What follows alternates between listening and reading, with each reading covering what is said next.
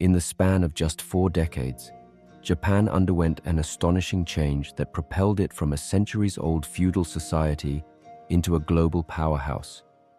So how did Japan become a world power, emerging from the shadows of isolation, harnessing the winds of change and unfurling its wings of progress? Who was behind this incredible journey? Was it the spirit and courage of the whole nation, or a great leadership that turned an ancient island nation into an unstoppable force in the blink of an eye? In today's episode, we are going to unveil some historical secrets behind Japan's meteoric rise following the Meiji Restoration and find out how Japan, against all odds, harnessed the spirit of Meiji Restoration that left an immense impact in the global history. So, without any further ado, let's get into the historical saga that would make even the most riveting blockbuster movie seem tame. In the mid-1800s, Japan's political landscape was a classic case of divided power. Despite the emperor being in control, the royal family's authority dwindled over centuries. The real muscle was held by a formidable warlord known as the Shogun, who lived in Edo, later known as Tokyo. Fast forward to the 1600s, and Japan had wrapped itself in a cocoon, shutting out the outside world. Foreigners and trade were off limits. But then, on a fateful day, July 3rd, 1853, American Commodore Matthew C. Perry sailed into Edo Bay with a squadron of American warships. Boom! Japan's doors creaked open to foreign influences, kicking off an intense power struggle and a fierce thirst for change within the nation. Yes, you have guessed it right. Japan was in for a wild ride. The clash of cultures, the tussle for power, and the winds of change set off a chain reaction that shook the very foundations of Japan. Japan in the mid-1800s was like a seesaw of authority. On one side, you had the emperor, but let's be honest, his power had been sliding downhill for ages, as we discussed earlier. Now on the flip side, we've got the shogun, a powerful warlord, the real puppet master. When Commodore Perry arrived, his powerful American fleet left no doubt. Japan couldn't fight those mammoth ships. Perry's demand: open some ports for water and coal. The shogun agreed, and the floodgates of foreign influence cracked open. Perry's demand for open ports had Japan reeling. They saw that facing those mighty American ships head-on wasn't an option. That's when the shogun caved, agreeing to let them in. As other Western powers followed suit, Japan found itself caught in a whirlwind of foreign treaties. In 1858, the United States negotiated a game-changing deal that opened Japanese ports for trade. But not everyone was on board with these unequal treaties. Powerful families rallied against them, urging the emperor to stand strong. Emperor Komei had now become more of a symbol than a true power player. Tensions increased as resistance flared. Samurai clashed with foreign forces. But when Emperor Komei passed away, the stage was set for a seismic shift. His young son Mutsuhito took the throne, and the rebels in Kyoto seized the moment and declared Mutsuhito as the Emperor of Japan. However, Shogun marched with his army to gain control once again. But this time, modern firepower trumped swords. The shogun's defeat marked the end of an era. Many people at that time believed that Emperor Mutsuhito will take charge, and he'll hit reverse, bring back feudal glory, wave off foreigners. But here's the plot twist: he had other plans, and they were nothing short of revolutionary. Emperor Matsuhito's counselors drafted the Charter Oath. It was a declaration that ignited Japan's modernization journey. On April 6, 1868, he proclaimed it, and it only changed things for better. The Charter Oath was indeed a game-changer. It championed representative assemblies, told people of all classes to chase their dreams, and kicked feudalism to the curb. It waved in Western-style laws, but they weren't just all talk. Japan's new leaders meant business. They saw their nation's weaknesses, so they rolled up their sleeves and launched a massive effort.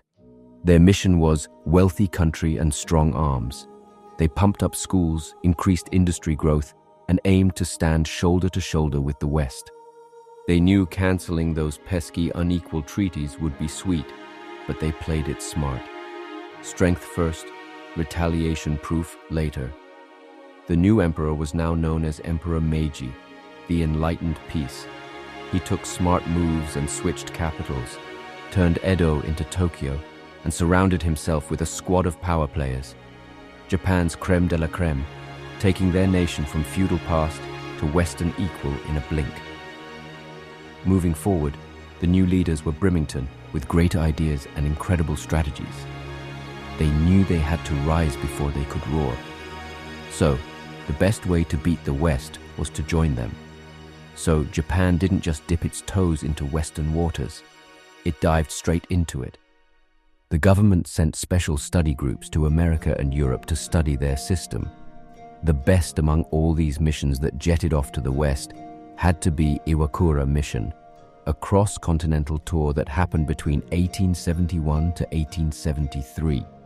The mission returned with some great research and declared that Japan was in urgent need of long-term planning, organization, and sheer hard work to become a modern nation.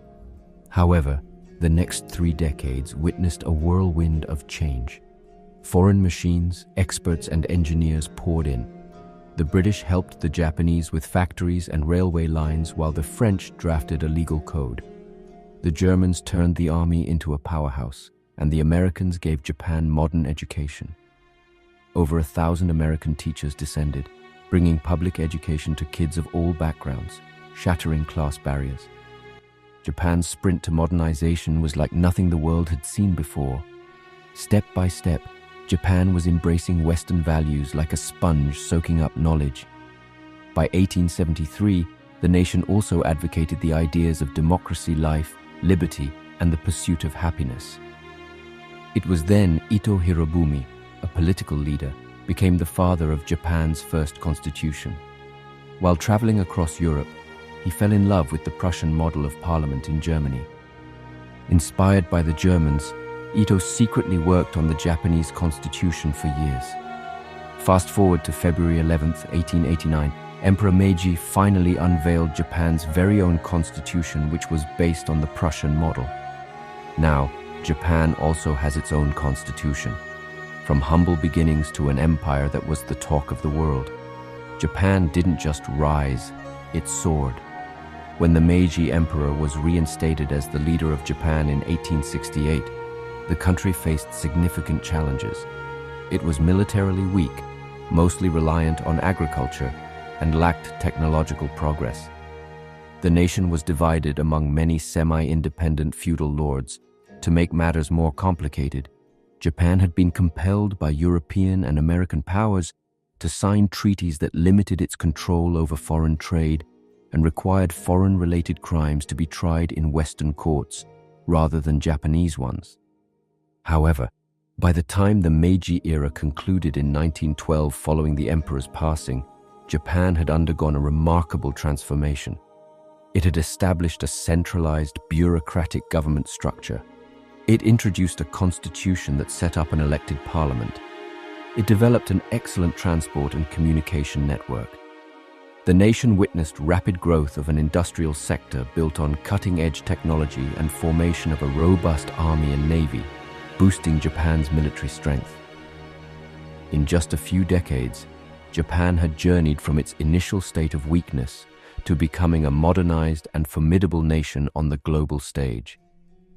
Meiji Restoration had proved to be an incredible turning point for Japan and contributed to. There we have it, folks. Japan and the story of the Meiji Restoration has been a miracle that turned Japan into a global superpower.